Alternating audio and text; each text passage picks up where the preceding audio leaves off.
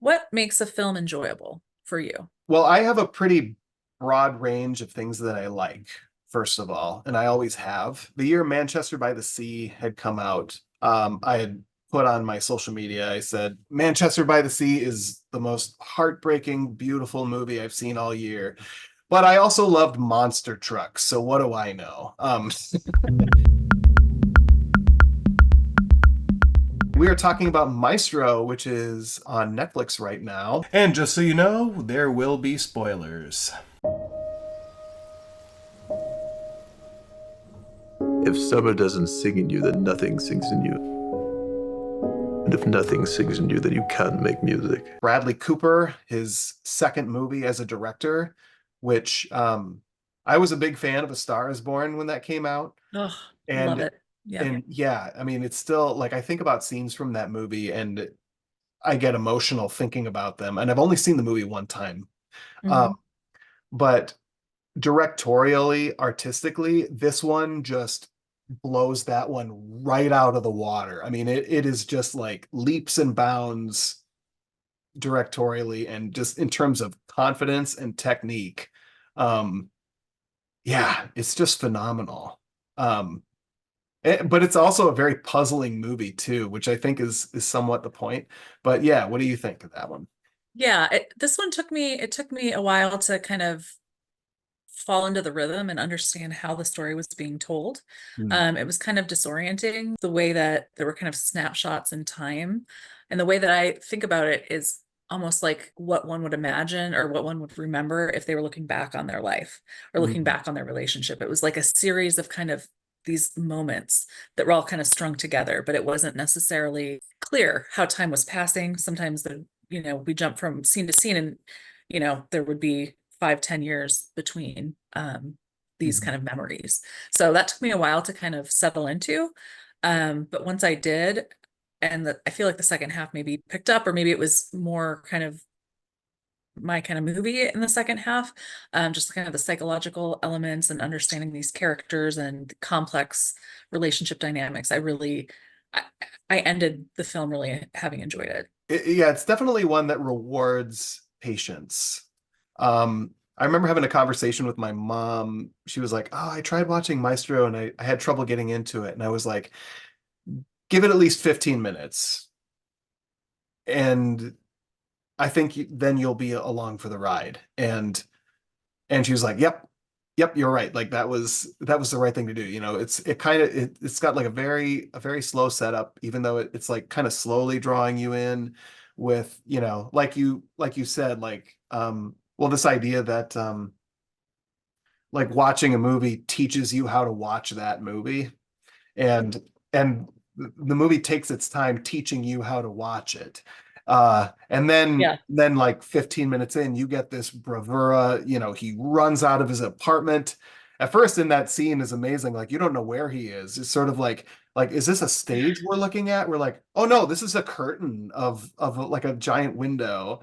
And then running in the camera pulling out into the theater and just like my jaw was on the floor in that moment. And the fact that he was able to uh that he and Carey Mulligan, who, Mm, oh my gosh, just so like good. what a wonderful, like a breath of fresh air, just both of them together and their interplay, and the fact that the acting was so strong and the writing was so strong, and they just knew those characters inside and out, that they could hold like these very, very long takes. There are several scenes where I think a lot of like at least four scenes that I can think of that were just in one take with the Mm. camera in a very particular position, and the actors were just able to hold the space, and it also looked like genuine love, between Mm. two of them, and just that they would, like the fact that they would finish each other's, like, more than finishing each other's sentences, but just like seeing like two soulmates. Yeah. Yeah. That came together for me at the end. I didn't see that at first. I think maybe I was thinking of Star is Born and the insane chemistry that Bradley Cooper and Lady Gaga had Mm, on, and I didn't quite see it the same. sure. But to me, that came together towards the end and just, yeah, Mhm. absolutely Yeah. nailed it. but Yeah, it both was very definitely sweet. like it was like a less sort of, baser animalistic Right. intensity Yeah. attraction, and like a very Sweet. deep intellectual attraction. You just sort of Mhm. like, this may not be the way that Leonard Bernstein saw his life going, but this is what he needed, and that they complemented each other so well, and that they had this family together. I've heard some complaints about this movie about, oh, it's like, oh, I really wanted them to talk more about the music, and it was mostly Mhm. about like their marriage and his sexuality. And I'm like, and I understand that. It's, there's more than one way to do a biopic. There's like the, sort of the classic, which I think the movie Walk Hard kind of ruined that for everybody. It just sort of like, it called all, especially music biopics, on their stuff. Like, well, you can't make one of these in earnest anymore. So yeah, sort of taking that approach. It's sort of like, if we really want to, like, if we want like a snapshot, I think this is the way to go, because you can always listen to all of his music. If you want the career highlights, those exist elsewhere. I think they're getting at something Right. deeper here that And is I not. love that they used his music throughout the film. I Mhm. mean, I wondered, oh, it didn't have any nominations for original score or original song. Yeah, it was all Like, him. I was kind of confused, but yeah, it was Yeah. because it's all, yeah. So that was neat. They brought the music in that way. Yeah. And I love the way they brought it in. Like, the way they would bring in cues from West Side Story, and it was just sort of Yeah. like that music cue is really sort of like the only, like, we never see the play being staged or the movie being made. It's sort of like that. I think what I like about music in a movie is that it can tell a story that either complements what's going on or runs parallel to what is happening on screen. So it's sort of like, it's like you're getting sort of two timelines at once in that way. So it's like, here's what's going on in the career, and you're hearing that in the background, and this is what's going on personally in the Hmm. foreground, which is just such a smart and unique approach. Yeah, and it evoked a lot of emotion. I feel like the music that they chose for certain scenes really fit the moment of Hmm. what was happening on the screen. Yeah, Well yeah, done.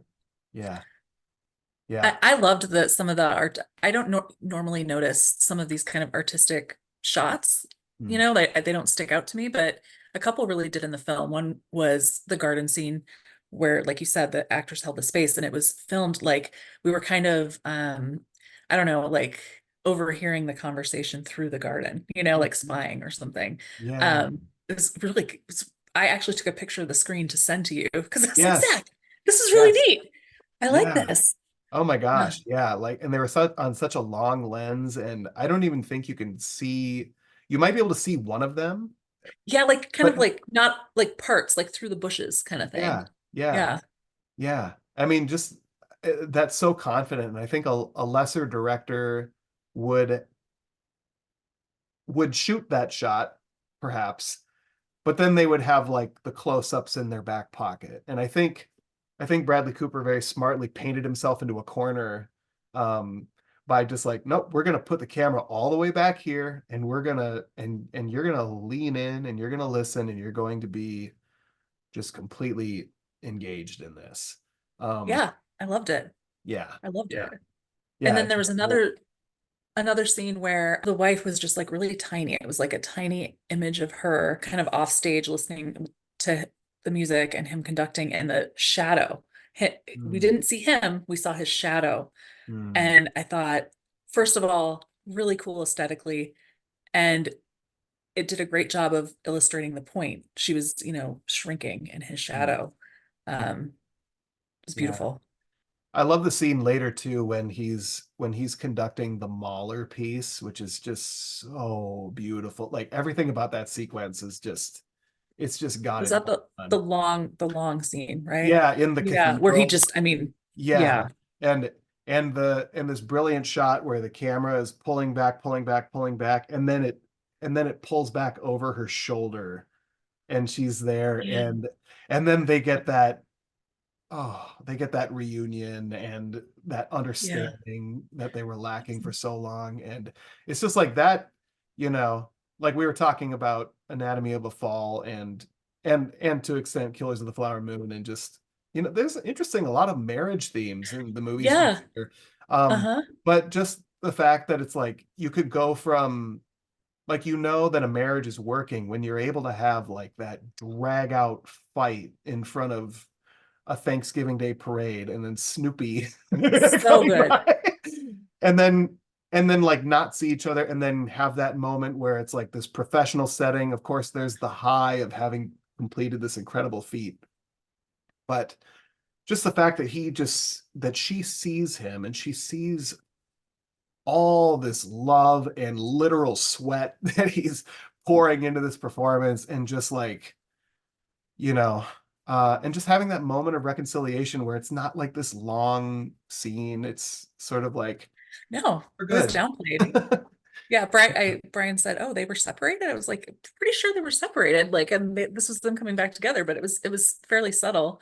But Yeah. man, they nailed some of the dynamics of a marriage. Like that scene with Snoopy, like that is so true to real life. Like you have your friends and family and your kids like out like trying to get Thanksgiving put together, and you're in the bedroom arguing about whatever you're arguing about. Right. Like the Yeah. absurdity of Snoopy going by. That was Yep. amazing. Yeah. Really good. Life goes on. Yeah. Yeah. Hey everybody, thanks for watching. We're going to be doing some more of these videos talking about Oscar-nominated films, so yeah, stay tuned. We have a couple fun ones coming up. I'll be talking with Michele on some other videos, and also want to take this opportunity to plug myself. I am a filmmaker, I am a director, a screenwriter, and an editor, and would love to work with you if you have ideas for storytelling videos, either for your business or for other needs. Let's have a chat.